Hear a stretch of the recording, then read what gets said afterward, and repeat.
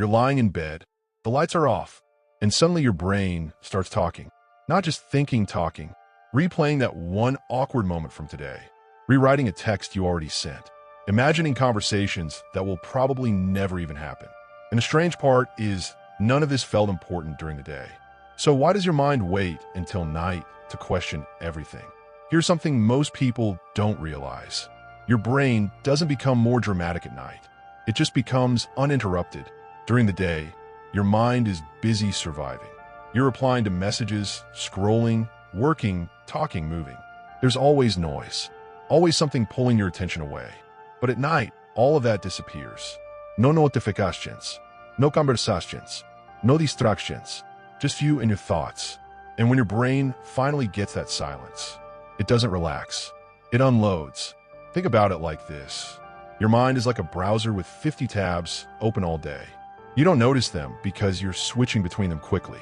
But at night, you stop clicking, and suddenly, every tab is just sitting there, open, waiting, loud.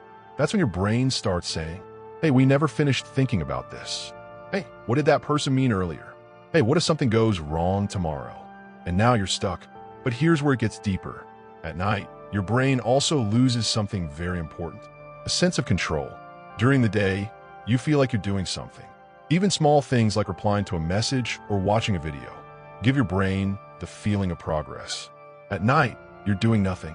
And for the brain, doing nothing feels unsafe. So it tries to fix that by thinking more. It starts searching for problems to solve, even if there aren't any. That's why small things suddenly feel big. That one message you sent, now it feels like a mistake. That conversation, now it feels like you said something wrong. That plan for tomorrow, now it feels like it might fail. Your brain isn't trying to hurt you, it's trying to protect you. It just doesn't know the difference between a real problem and a thought. And then there's another layer. At night, your emotions get louder.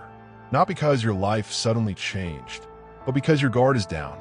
All day, you're holding things in without realizing it. Stress from work, pressure to respond quickly, comparing yourself to others on social media, trying to say the right things in conversations. You handle in the moment and move on, but your brain doesn't forget. It stores everything quietly. And at night, it finally says, okay, now we can feel this.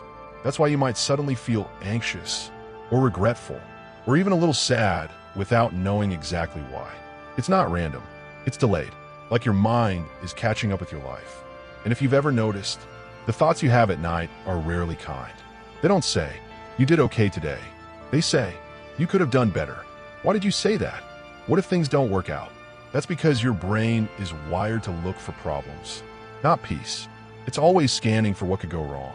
Because, in a weird way, that's how it thinks it's helping you. But in the quiet of the night, that helpful instinct becomes overwhelming. And now you're stuck in a loop. Thinking, feeling, thinking more, feeling worse. And the more you try to stop it, the louder it gets. Because telling your brain, don't think about it, is like telling it, this is important. So it holds on tighter. But here's the part that most people never hear. Those thoughts you have at night, they're not always the truth. They're just unfiltered, raw, untested, emotional. If you had those same thoughts in the middle of a busy day, you'd probably ignore them. But at night, they feel real.